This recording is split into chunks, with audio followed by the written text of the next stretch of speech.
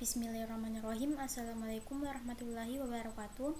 Perkenalkan, nama saya Sriharni Aprilia dengan nomor induk mahasiswa 2003042 dari kelas RMIK A.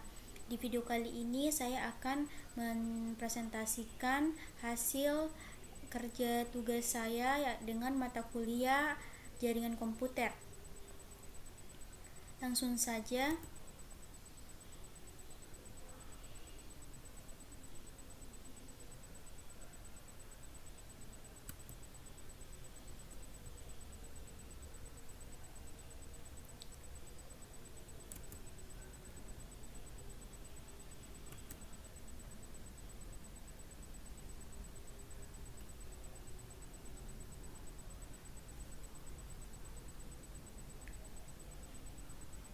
Untuk soal yang pertama, jelaskan pengertian sejarah, fungsi, dan macam pada prosesor. Pengertian prosesor. Prosesor atau CPU atau Central Processing Unit adalah sirkuit logika yang dapat merespon dan memproses perintah dasar untuk menjalankan komputer. Sebagian besar instruksi komputer akan diterjemahkan oleh CPU karena pemproses ini memiliki chip sirkuit terintegrasi atau IC yang sangat terpenting pada komputer. Beberapa hal yang dikerjakan memproses atau CPU yaitu operasi berupa aritmatika, logika, dan dasar I atau O. Selain itu juga mengalokasikan perintah untuk komponen dan chip lainnya yang berjalan di dalam komputer. Adapun sejarah prosesor, yang pertama komputer generasi pertama pada tahun 1940 sampai 1956, di mana komputer generasi pertama mengandalkan mesin language level bahasa pemrograman paling rendah yang dimengerti komputer. Komputer generasi kedua tahun 1956 sampai tahun 1963, di mana komputer generasi ini sudah menggunakan bahasa pemrograman tingkat tinggi, kapasitas memori sudah lumayan besar, tidak membutuhkan terlalu banyak listrik, dan proses operasi sudah cepat. Komputer generasi ketiga pada tahun 1964 sampai 1971, komputer pada generasi ini menjadi lebih kecil dan cepat serta murah, memungkinkan juga menjadi tersedia untuk khalayak umum. Komputer generasi keempat 1971 sampai sekarang, mikroprosesor menjadi terobosan dalam mendatangkan komputer generasi keempat dengan menyatukan ribuan IC ke dalam satu keping silikon. Komputer generasi kelima sekarang atau sampai masa depan, komputer generasi kelima ini adalah komputer yang kita gunakan ditandai dengan munculnya LSI atau Large Scale Integration yang merupakan pemadatan ribuan mikroprosesor ke dalam satu mikroprosesor.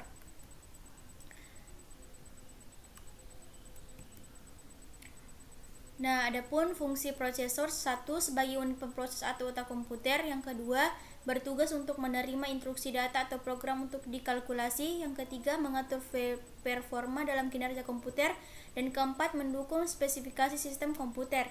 Adapun macam-macam prosesor, pertama, prosesor Intel, kedua, prosesor AMD, ketiga, prosesor Apple, prosesor Kyrix VIA, prosesor IBM, prosesor IDT, dan prosesor Transmeta.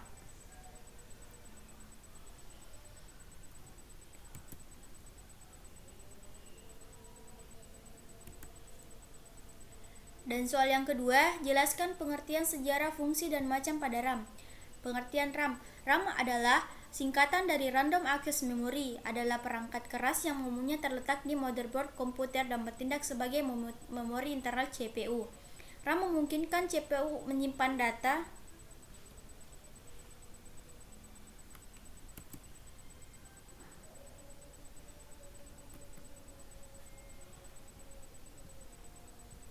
RAM memungkinkan CPU menyimpan data, program, dan hasil program saat kita menjalankan komputer.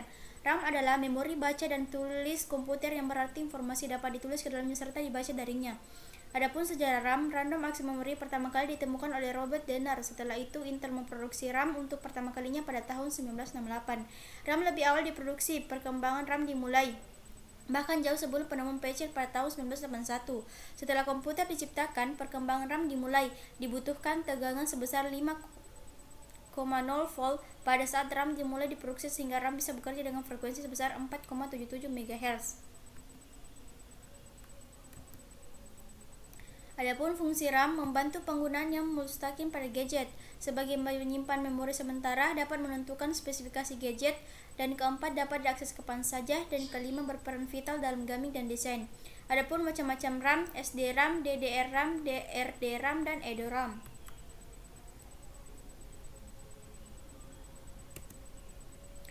Soal yang ketiga, jelaskan pengertian sejarah, fungsi, dan macam pada ROM. ROM adalah singkatan dari Read Only Memory, yaitu suatu perangkat keras pada komputer atau PC yang berupa chip memori semikonduktor yang isinya hanya bisa dibaca saja. ROM tidak dapat digolongkan sebagai RAM atau Random Access Memory, walaupun keduanya mempunyai kesamaan, yaitu dapat diakses secara acak atau random.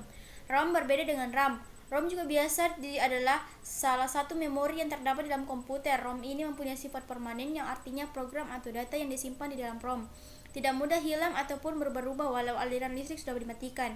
Menyimpan data di dalam ROM tidak dapat dilakukan dengan mudah, namun membaca data dapat dilakukan dengan mudah. Biasanya program atau data yang ada diisi oleh pabrik yang membuatnya. Oleh karena itu, sifat ini biasa dipakai untuk menyimpan firmware atau perangkat lunak yang berhubungan sangat erat dengan perangkat keras. Adapun sejarah ROM, jenis ROM solid state yang paling sederhana adalah usia yang sama dengan teknologi semikonduktor itu sendiri. Gerbang logika kombinasional dapat digunakan bersama-sama untuk mengindeks alamat memori n-bit menjadi nilai dalam ukuran m-bit atau tabel pencarian. Dengan penemuan sirkuit terpadu, topeng ROM dikembangkan. Adapun fungsi ROM atau Read Only Memory adalah sebagai media penyimpanan firmware, yaitu perangkat lunak atau sering disebut software yang berhubungan dengan perangkat keras atau hardware, seperti ROM BIOS, di mana BIOS Basic Input Output System tersebut dapat langsung dieksekusi secara cepat tanpa harus menunggu untuk menyalakan perangkat penyimpanan lainnya lebih dahulu, seperti yang ada pada umumnya terjadi pada alat penyimpanan lainnya. Walaupun memori ROM hanya dapat dibaca saja, akan tetapi data pada memori ini dapat ditulis ulang.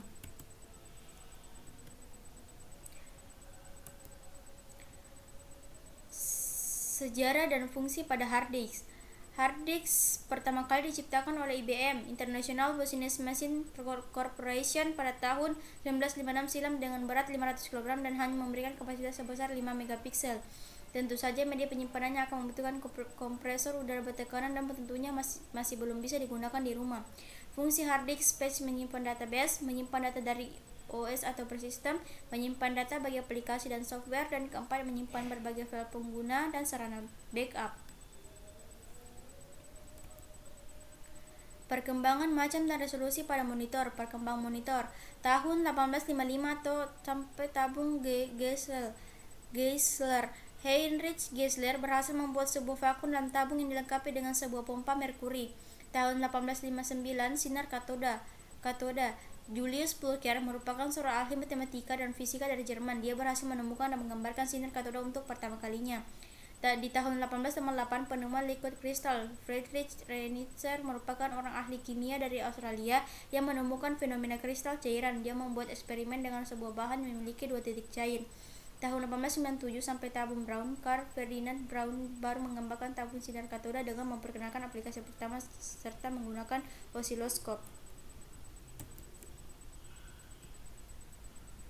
Tahun 1931, siaran full elektronik. Manfred van Ardenne termasuk ilmuwan Universal Knowledge yang berhasil membuat siaran televisi full elektronik pertama. Pada tahun 1931, dia memperkenalkan penemuannya di ajang International Radio Show di Berlin. Tahun 1963, penemuan liquid crystal Bib Henley. George Gray adalah seorang ahli kimia dari Universitas Hull, Inggris, menemukan kristal cairan Bib Henley. Kristal ini menjadi dasar untuk pengembangan bahan kristal cairan stabil yang digunakan pada LCD sampai sekarang. Tahun 1969 sampai 1999, TN LCD pertama. James Ferguson mengembangkan teknologi TN atau Twisted Pneumatic yang biasa mengontrol transfer dari kristal cairan. Pada generasi awal, komputer terhubung dengan televisi sebagai layar untuk menampilkan hasil pengolahan data. Tahun 1984, IBM memperkenalkan Enhanced Graphic Adapter atau EGA yang mempunyai spesifikasi lebih tinggi daripada CGA. EGA mempunyai kemampuan untuk menampilkan 16 warna dengan resolusi 640x390 yang memungkinkan penggunaan tingkat tinggi seperti menampilkan mode grafis.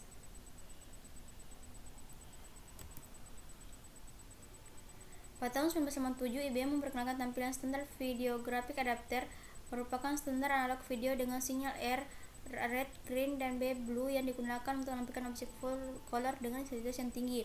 Pada tahun 1990, IBM memperkenalkan standar grafis Extended Graphic Array (XGA), pengembangan dari 8514A kedua. Jenis resolusi ini merupakan standar grafik yang paling dikenal di masyarakat, tapi generasi monitor terbaru pada saat ini yaitu teknologi liquid crystal display atau LCD yang menggunakan jenis kertas cair yang dapat berpendar. Pada tahun 2000, layar datar untuk home user monitor dengan layar datar tipis ini semakin terjangkau harganya bagi home user.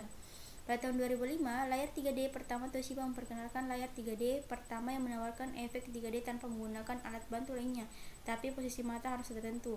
Di masa depan, monitor 3D akan menjadi tren berikutnya yang nantinya akan kacamata pun tampil 3D sudah bisa dinikmati dari semua sudut pandang mata, karena saat ini sudah hampir semua produsen besar telah melakukan penelitian dan membuat propertinya.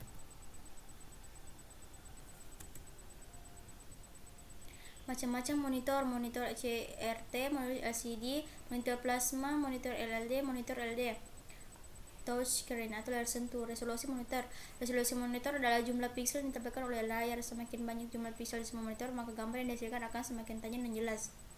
Resolusi paling dasar saat ini adalah resolusi Full HD atau FHD yang ditampilkan 1920 x 1080 piksel.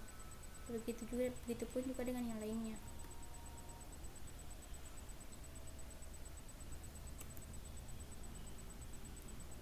Jelaskan tentang VGA Video Graphic Adapter. VGA Video Graphic Adapter adalah perangkat keras komputer yang berfungsi menjamkan tampilan ke layar monitor. VGA juga sering disebut sebagai kartu grafis. VGA digunakan untuk merujuk ke resolusi layar 640 x 480 terlepas dari produsen perangkat keras kartu grafis. Untuk proses desain grafis atau bermain video game diperlukan kartu grafis berada tinggi. Selain itu, VGA juga dapat merujuk pada konektor VGA 15 pin yang masih banyak digunakan untuk mengirimkan sinyal video analog ke monitor. Standar VGA secara resmi digantikan dengan standar XGA, namun nyatanya VGA digantikan oleh Super VGA.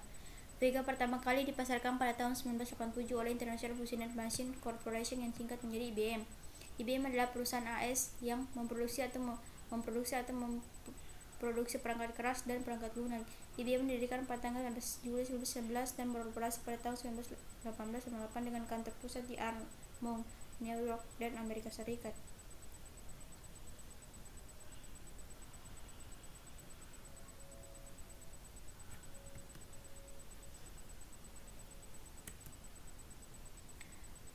Soal yang ketujuh, mengapa partisi pada komputer dimulai dari C bukan dari A dan B? Karena sebelumnya ada dua floppy disk yang diberikan label A dan B, maka artinya hard disk ini merupakan penyimpanan ketiga.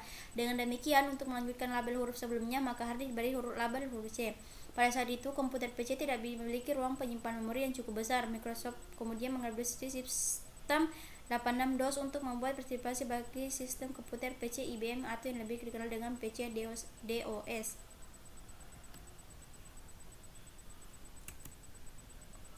Lantaran harga piranti penyimpanan internal atau hard disk sangat mahal, setiap komputer PC saat itu hanya memiliki satu floppy drive, di mana floppy drive tersebut diberi label drive A untuk menjalankan sistem operasi DOS dan satu slot kedua dilabeli drive B untuk menjalankan program aplikasi. Pada rentang waktu yang sama, yaitu tahun 1980-an, hard disk mulai menjadi standar penyimpanan pada sebagian besar PC.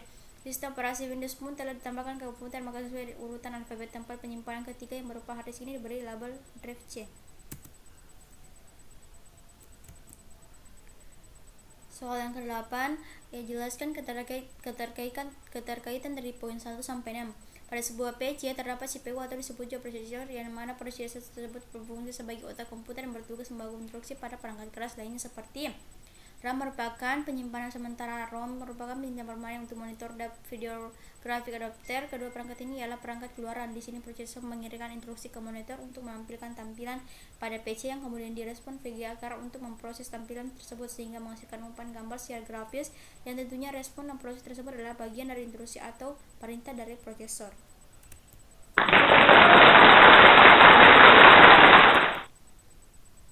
Sekian dan terima kasih. Kurang dan lebihnya mohon dimaafkan. Assalamualaikum warahmatullahi wabarakatuh.